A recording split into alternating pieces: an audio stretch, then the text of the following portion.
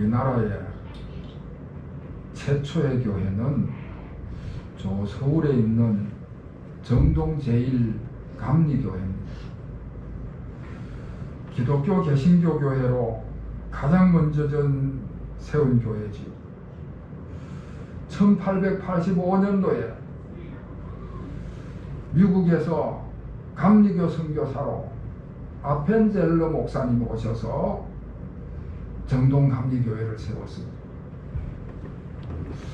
우리 교회가 속해 있는 장로교 교회는 세문안교회가 최초의 교회입니다. 정동감리교회보다가 2년 후에 1887년도에 미국의 장로교 선교사로 언더우드 목사님이 오셔가지고 세문안교회를 세웠습니다. 제가 세문안교회에 연역을 들여다보니까 언더우드 목사님이 자기 집에서 자택에서 14명의 교회인과 더불어서 개척을 하셨더라. 그리고 나서 숱하게 교회를 옮겨 다니다가 1975년도에 지금에 있는 그 자리, 그 강화문 뒤쪽에 세문안교회 틀을 잡고 건축을 했어. 그러면서 수많은 목사님들이, 그러니까 정동 제1감리교회나 세문안교회나 그 역사가 140년의 역사를 이루는데 수많은 목사님들이 거쳐가면서 그렇게 교회가 성장해 와서 그 세문안교회는 3년 전에 2019년도에 새 건축을 신축을 해서 아주 어마어마하게 건축을 했더라. 그러니까 140여 년의 역사를 지나면서 뭐 파란만장한 시간들을 보낸 것이죠. 자, 그런데 오늘 본문에 나오는 고린도 교회는 2000여 년의 역사를 가진 교회입니다. 제가 지난 2002년도에 성지순례를 다녀왔었는데 그때 고린도 지역을 가면서 그 고린도 교회를 방문을 했습니다. 그러니까 사도 바울이 건축한 그 고린도 교회를 방문을 했는데, 물론 사도 바울이 세운 그 고린도 교회는 지금 다 무너져서 없어지고 그 주초만, 유적물로만 그 터전만 남아있는 그런 상태입니다. 너무 오래되어서 건물은 낡아지고 지진 같은 천재지변으로 다 무너져서 지금은 그 건물의 주초만, 유적물로만 남아있습니다. 그런데 그 사도 바울이 세운 고린도 교회가 그 지역에서는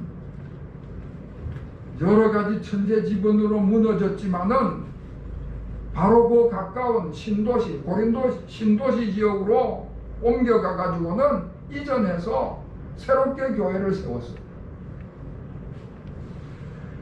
그 새롭게 이전한 고린도 교회를 갔었는데 그 교회에 가면은 정문 앞에 커다란 돌판이 세워져 있습니다. 그 돌판에는 고린도 교회 역대 목사님들의 명단이 쭉 기록이 되어 있어요. 여러분, 고린도 교회 1대 목사님은 사도 바울 목사님이고요, 2대 목사님은 실라 목사님이고 3대 목사님은 아볼로 목사님이라고 그렇게 적혀져 있습니다. 제가 갔을 그때는 44대 목사님이 시무를 하고 있었습니다. 그 장구한 역사를 보면서 이야, 우리나라의 140년 된 교회 역사도 어마어마한데 2000년의 역사를 가지고 있는 고린도 교회는 굉장한 역사와 전통을 가지고 있는 교회구나. 지난 2000년 동안 지진이나 전쟁이나 핍박이나 온갖 종류의 고난을 다 당했을 터인데, 그럼에도 불구하고 그 어려움에도 그 교회가 무너지지 않고 지금까지 계속 이어져 오고 있는 것입니다. 그러니까 하나님의 역사가 참 놀라운 것입니다. 성령께서 그 교회를 늘 지켜주시고 인도하시기 때문이다 하는 그런 생각을 갖게 됩니다. 그리고 그 고린도 교회 교인들, 그 고린도 교회 교인들은 그 2000년의 역사 동안에 얼마나 교회를 사랑하고 얼마나 교회의 그 교회 공동체를 강한 공동체로 결속하고 있었는가 하는 것을 느끼게 되는 것입니다. 자, 그런데 그렇게 오랜 역사와 전통을 가지고 있는 고린도 교회임에도 불구하고 고린도 교회가 초기에는, 초대교회 시절에는 많은 분쟁이 있었던 교회로 유명합니다.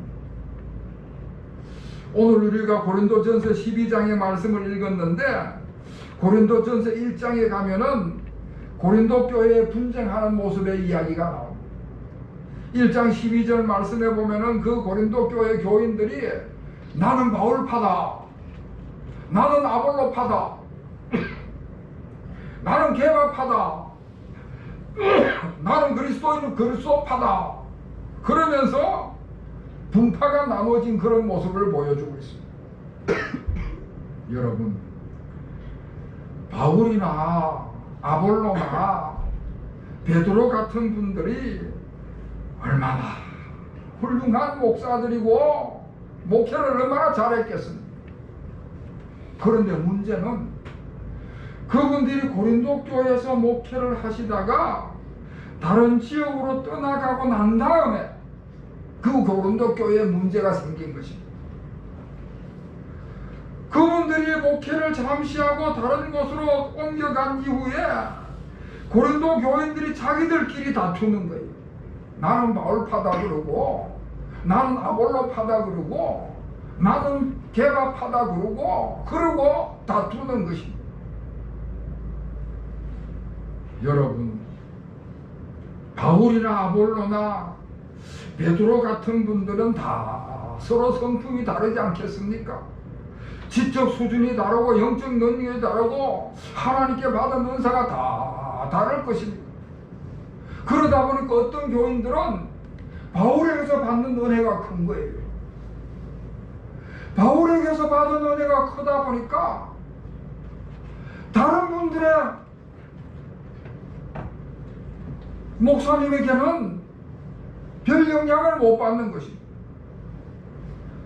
아볼로를 통해서 은혜를 받은 사람은 나는 아볼로 목사님의 설교가 가장 내게 감동을 주고 은혜를 주더라, 그러고 나서는 것이고, 베드로한테 은혜를 받은 사람은 아무래도 베드로가 예수님의 수제자고 그러니까 가장 능력 있고 그 사역이 가장 힘이 있었지 않느냐고 그러고 나서는 것이죠.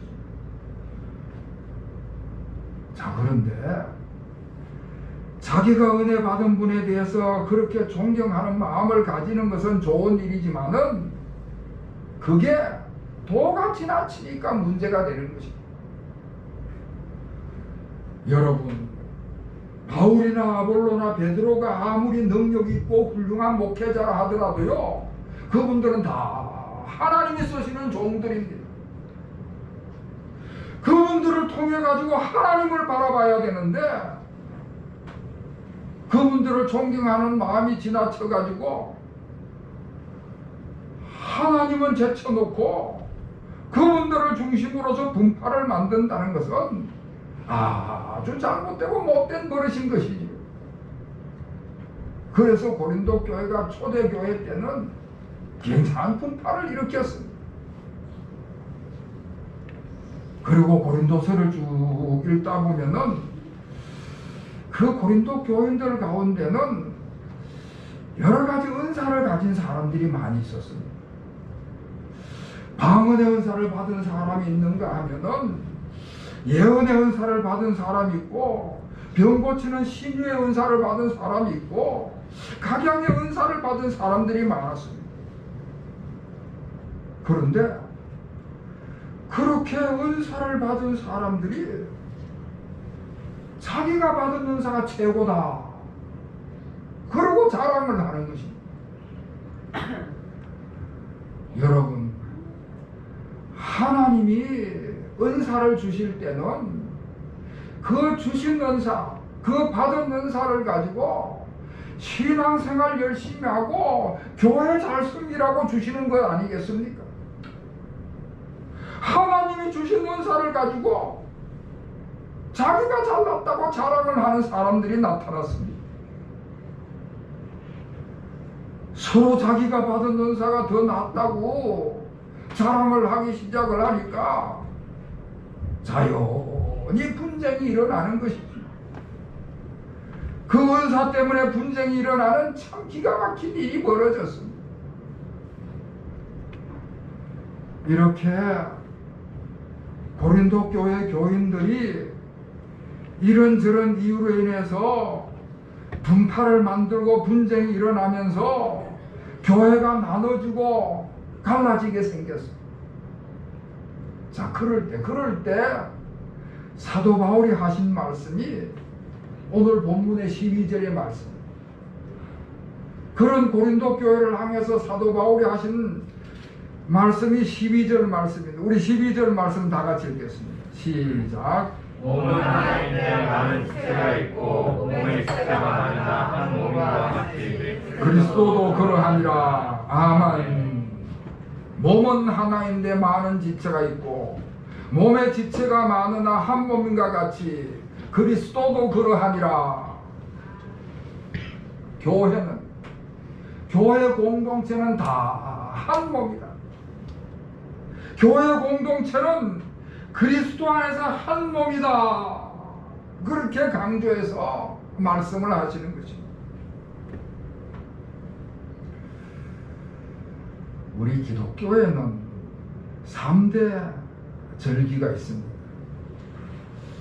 가장 중요한 절기가 부활절이고, 그 다음이 성탄절이고, 그리고 또 하나가 성령 강림절입니다. 오늘 예배 시작하면서 성령 강림주일로 예배 드리겠습니다. 그리고 우리가 묵상 기도를 시작을 했습니다. 성령 강림주일. 예수님께서 십자가에 죽으시고 3일 만에 다시 살아 부활하시고 40일 동안 이 땅에 머무시다가 이제 하늘로 승천하셨는데, 부활하시고 50일째 되던 날 마가의 다락방에 모여있던 제자들에게 우리 주님께서 약속하셨던 놀라운 성령의 역사가 일어나는 것입니다. 놀라운 성령의 역사를 경험한 그날을 우리가 기념해가지고 부활절이 지난 7번째 주일을 성령 강림절이다, 그렇게 우리가 지키는 것입니다. 이 성령 강림절은 우리 기독교의 가장 중요한 절기 중에 하나인데, 이 성령에 대해서 사도 바울이 뭐라고 말씀을 하시는가 하면은, 성령은 교회 공동체를 한 몸 되게 하신다, 그렇게 말씀을 하십니다. 물론 성령의 사역이야 다양하지요. 성령께서 다양하게 역사를 하십니다. 성령께서 다양하게 여러 방법으로 역사를 하시는데, 그 중에 중요한 하나가 성령께서 교회를 하나 되게 하신다, 한 몸 되게 하신다. 할렐루야. 아멘. 여러분, 우리가 예수님을 믿음으로 말미암아 새 생명을 얻어 구원을 받습니다. 죄악된 인간의 본성과 본능을 따라서 제 자녀로 삶을 살아가다가 예수님을 믿음으로 말미암아 구원을 받습니다. 죄의 종으로 살아가던 우리를 하나님께서 은혜를 베푸셔서 예수 그리스도의 공로로 새 생명을 주셔서 우리를 구원하십니다. 그런데 우리가 구원받는 그 과정을 자세히 들여다보면은 성령께서 우리가 구원받는 그 과정에 속들이 개입하셔서 역사하시는 모습을 보게 됩니다. 오늘 3절 말씀에 보면은 성령으로 아니하고는 누구든지 예수를 주시라 할 수 없느니라. 하나님의 영으로 말하는 자는 누구든지 예수를 저주할 자라 하지 아니하고 또 성령으로 아니하고는 누구든지 예수를 주라 할 수 없느니라. 쉽게 말해서 성령이 역사하셔서 우리가 예수 그리스도를 구주로 믿고 구원받게 되었다는 것입니다. 예수님께서 나를 생명에서 구원하시고 내가 예수님을 구주라고 고백하는 것도 다 성령이 역사하셔서 하는 것이고, 예수님이 내 인생의 주인이라는 사실을 인정하고 주님을 모셔드리는 것도 다 성령께서 역사하셨기 때문이고, 내가 신앙생활을 해나가는 이 모든 과정들도 다 그 가운데는 성령의 역사하심이 있다는 것입니다. 자, 그리고 그 성령께서는 우리 믿는 자들에게 각양에 각기 다 다른 은사를 주신다 말씀을 하고 있습니다. 오늘 4절 이하의 말씀에는 다양한 은사를 말씀을 해주고 있는데, 특히 11절 말씀을 보면은 은사는 성령께서 각 사람에게 나누어 주신 것이다, 그렇게 말씀을 하고 있습니다. 우리가 신앙생활을 해나가는 동안에, 그리스도인으로서 삶을 살아가는 동안에 다양한 은사가 우리에게 임하는데, 그 다양한 은사는 성령께서 주시는 것이다. 그런데 가끔 나는 이런 은사를 달라고 기도하는 사람들이 있어요. 하나님, 나는 이 은사는 싫으니까 나한테 이 은사는 제거하시고 다른 새로운 은사를 주십시오. 그런데 그럴 수 없습니다. 우리에게 주어지는 은사는 성령의 독자적인 뜻과 계획에 따라서 주어지는 것입니다. 성령께서 그 사람의 신앙 상태를 보고 이 사람은 이런 은사가 적절하겠구나,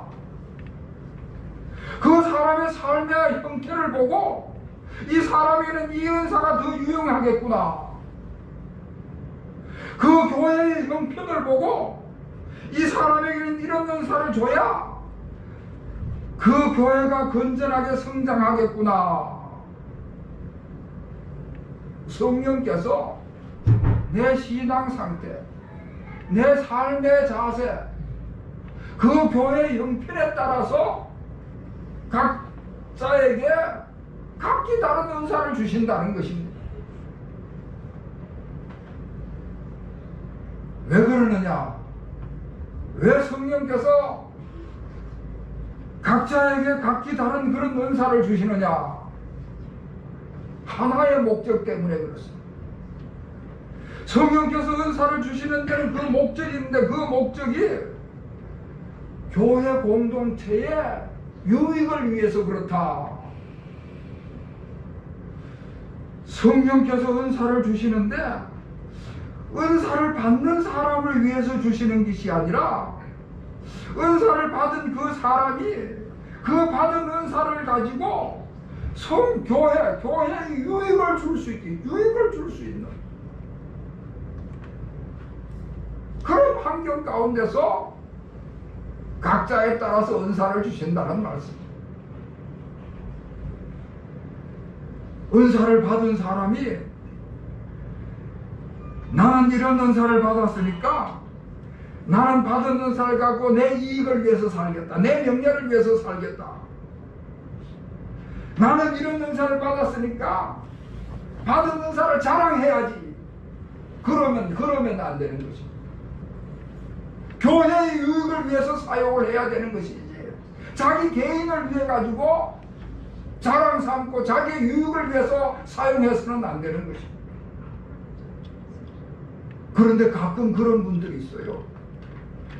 받은 은사가 놀랍게 나타나니까 교회에서도 인정을 하고 주변 사람들이 참 대단하다고 칭송을 하니까 그만 읊줄해져 가지고는 자기 은사를 가지고 돈을 받는다든지 자기 이름을 자랑한다든지 온갖 소문을 떠벌리면서 광고를 하면, 그러면 그렇게 되면 그 사람은 여지없이 사이비로 빠지게 되는 것이, 이단이 되어버리는 것입니다.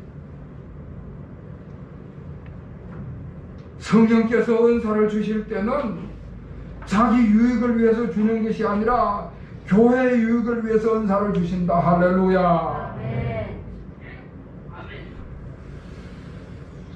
자, 그러면서 13절에서는 또 이런 말씀을 하십니다. 여러분 13절 말씀 우리 다 같이 읽겠습니다.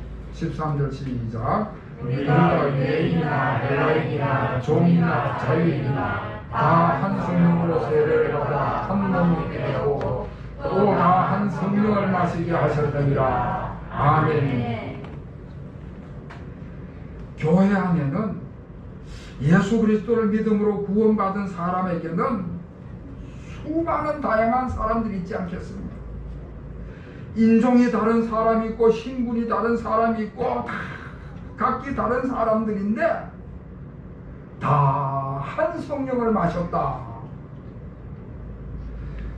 한 성령 안에 지배를 받고 아무리 다양한 사람들이 많이 있어도 한 성령의 지배를 받으니까 그 세계관과 가치관은 하나다. 그런 말씀을 하십니다.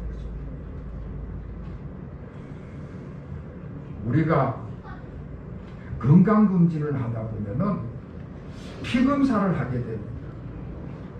피검사를 하게 되면은 대부분의 사람들은 발두개 혈관이 잘 나타나니까, 또 발두개에서 피를 뽑기 쉬우니까 팔에서 혈관을 찾아서 피를 뽑는데, 가끔 발두개 혈관이 잘 안 나타나는 사람들이 있습니다. 그러면 그런 사람들은 다리 같은 데서 혈관을 찾아서 피를 뽑기도 하는 거예요.